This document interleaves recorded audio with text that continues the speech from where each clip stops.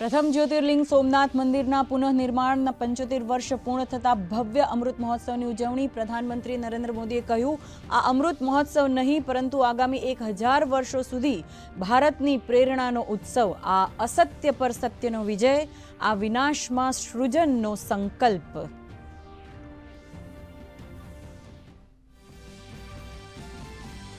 PM મોદીના હસ્તે સોમનાથ મંદિરના શિખર પર 11 તીર્થોના જળથી કર્યો કુંભાભિષેક। મંદિરના શિખર પર કર્યું ધ્વજારોહણ, તો વાયુસેનાની સૂર્યકિરણ ટીમ દ્વારા મહાદેવનો કરાયો શૌર્યાભિષેક।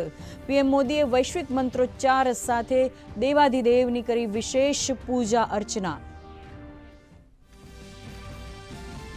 સોમનાથમાં ગુંજ્યો શંખ અને ડમરૂનો નાદ, સાથે જ દેખાઈ સાંસ્કૃતિક વિવિધતાની ઝલક। પીએમ મોદીના રોડ શોમાં ઉમટી ભારે જનમેદની। પીએમએ લોખંડી પુરુષ સરદાર વલ્લભભાઈ પટેલની પ્રતિમાને અર્પી શ્રદ્ધાંજલિ। મુખ્યમંત્રી અને નાયબ મુખ્યમંત્રી રહ્યા હાજર।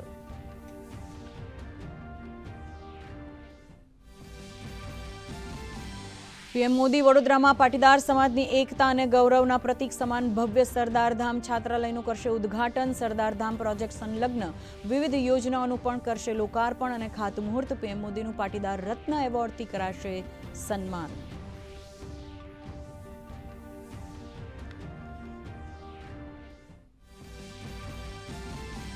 રાજ્યમાં અંગ દજાડતી ગરમીનો અહેસાસ। 44.3 ડિગ્રી સાથે રાજકોટ સૌથી ગરમ શહેર। શહેરોમાં તાપમાન 43 ડિગ્રીને પાર। અમરેલીમાં 44.1, વડોદરામાં 43.6, ભુજ અને અમદાવાદમાં 43.3 ડિગ્રી તાપમાન। આજથી ગરમીમાં વધારાની આગાહી।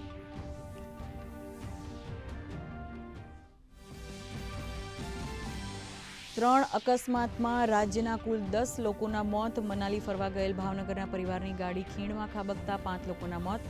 આણંદમાં ઊભી ટ્રક સાથે ટેમ્પોની ટક્કરમાં 4 લોકોના મોત, જ્યારે દ્વારકામાં અકસ્માતમાં એક યુવાનનું મોત।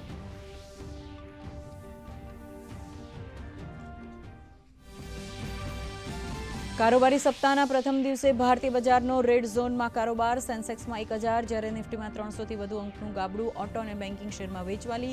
સોના ચાંદીમાં ફ્લેટ કારોબાર।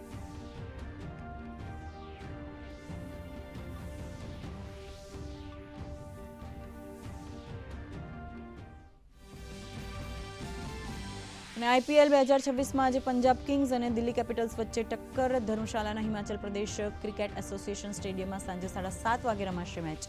પંજાબ પાસે સતત 3 હાર પછી પ્લે ઓફમાં ટકી રહેવાનો પડકાર। દિલ્હી હારશે તો થશે બહાર।